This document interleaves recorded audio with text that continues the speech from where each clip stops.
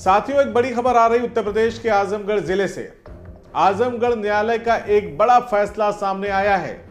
पूर्व विधायक शाह आलम गुड्डू जमाली पर 2022 विधानसभा चुनाव में जानलेवा हमले के मामले में सभी 10 आरोपी दोषमुक्त करार दे दिए गए हैं और इसी के साथ ही मौजूदा एमएलसी और समाजवादी पार्टी के नेता गुड्डू जमाली की मुश्किलें बढ़ सकती हैं। कोर्ट ने उन्हें हाजिर होकर अपना पक्ष रखने को कहा है। अब ये जान लेना बेहद जरूरी है कि आखिर साफ सुथरी छवि के नेता के ऊपर यह कैसी कानूनी तलवार लटक रही है। दरअसल 2022 के उत्तर प्रदेश विधानसभा चुनाव के दौरान शहर कोतवाली थाना क्षेत्र के कोर्ट चौराहे पर कातिलाना हमले के मामले में अदालत ने बड़ा फैसला सुनाया है। अपर सत्र न्यायाधीश कोर्ट नंबर 3 जैनेन्द्र कुमार पांडे ने सुनवाई पूरी करने के बाद गवाहों के मुकर जाने के चलते पर्याप्त साक्ष्य के अभाव में सभी 10 आरोपियों को दोषमुक्त कर दिया है। अभियोजन के मुताबिक समाजवादी पार्टी के मौजूदा विधान परिषद सदस्य और तत्कालीन एमआईएम प्रत्याशी शाह आलम उर्फ गुड्डू जमाली 5 मार्च 2022 को चुनाव प्रचार के बाद अपने घर लौट रहे थे। तो रात लगभग 1 बजे कोर्ट चौराहे पर समाजवादी पार्टी के 30 से 40 समर्थकों ने उन्हें घेर कर जानलेवा हमला किया। उस वक्त इस तरह के बड़े आरोप लगे थे समाजवादी पार्टी के कार्यकर्ताओं पर। इस घटना को लेकर गुड्डू जमाली ने शहर कोतवाली में एफआईआर भी दर्ज कराई थी। उन्होंने आजम, इबाद खान, अबू जफर आजमी, अफजल उर्फ गुड्डू, मोहम्मद आजम उर्फ मामा, असफर खान और असफा खान, रिंकू उर्फ मोहम्मद जकारिया, खुर्दिल उर्फ मिर्जा फराज, अबू बकर तथा अब्दुल्ला समेत 10 लोगों को नामजद करते हुए 30-40 अज्ञात लोगों के खिलाफ मुकदमा दर्ज करवाया था।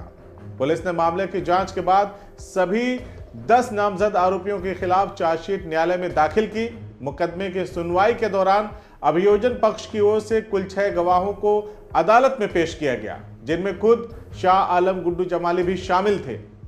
जब अदालत में सुनवाई शुरू हुई तो अभियोजन पक्ष के सभी गवाहों ने अपने पुराने बयान से पलटते हुए नया बयान दिया। खुद शाह आलम गुड्डू जमाली ने अदालत में पुलिस को दिए गए अपने बयान से मुकरते हुए नया बयान दर्ज कराया। इसके चलते अभियोजन पक्ष का पूरा मामला कमजोर पड़ गया और अदालत ने पर्याप्त साक्ष्यों के अभाव में सभी 10 आरोपियों को दोषमुक्त कर दिया। गवाहों के इस तरह से मुकरने को अदालत ने गंभीरता से लिया। अदालत ने वादी मुकदमा यानी कि समाजवादी पार्टी के एमएलसी शाह आलम उर्फ गुड्डू जमाली के विरुद्ध झूठा साक्ष्य देने के आरोप में प्रकीर्ण मुकदमा दर्ज करने का आदेश दिया है।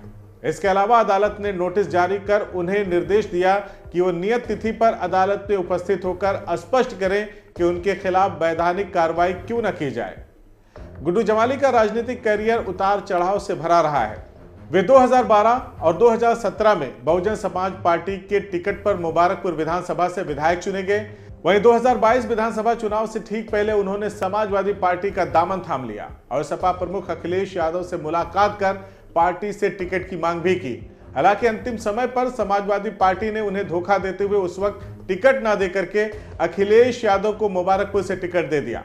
इसके बाद गुड्डू जमाली ने बगावत करते हुए अखिलेश यादव को झूठा ठहराते हुए असदुद्दीन ओवैसी की पार्टी एमआईएम में शामिल हो गए और फिर उन्हीं की पार्टी की तरफ से चुनाव लड़ा। उनके चुनाव प्रचार में यहां तक कि आजमगढ़ की गलियों की खाक उस वक्त असदुद्दीन ओवैसी ने भी छानी थी।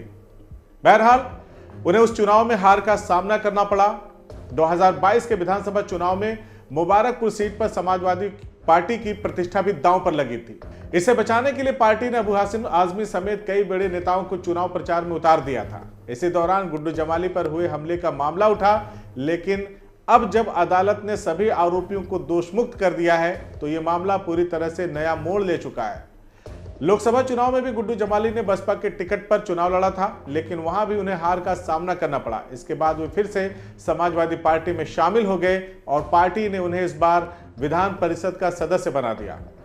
अदालत के इस फैसले का राजनीतिक असर भी देखने को मिल सकता है, जहां एक तरफ आरोप लग सकते हैं कि राजनीतिक प्रतिशोध की भावना से मुकदमे दर्ज कराए गए, वहीं दूसरी ओर गुड्डू जमाली की विश्वसनीयता भी सवालों के घेरे में आ सकती है। इस फैसले के बाद राजनीतिक गलियारों में हलचल तेज हो गई है। सपा और बसपा समर्थकों के बीच इस मुद्दे पर अलग अलग प्रतिक्रियाएं भी आ रही हैं। भाजपा और अन्य विपक्षी दल इसे सपा की राजनीति का हिस्सा बता सकते हैं।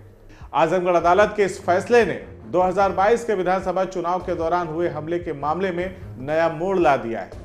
गवाहों के बयान बदलने के कारण अभियोजन पक्ष का केस बिल्कुल कमजोर पड़ गया और अदालत ने सभी आरोपियों को दोषमुक्त कर दिया। साथ ही अदालत ने झूठा साक्ष्य देने के आरोप में खुद वादी मुकदमा यानी कि गुड्डू जमाली के खिलाफ भी कार्रवाई का आदेश दिया है। अब देखना यह होगा कि इस मामले में आगे क्या कानूनी कदम उठाए जाते हैं और इसका राजनीतिक परिदृश्य पर क्या असर पड़ता है।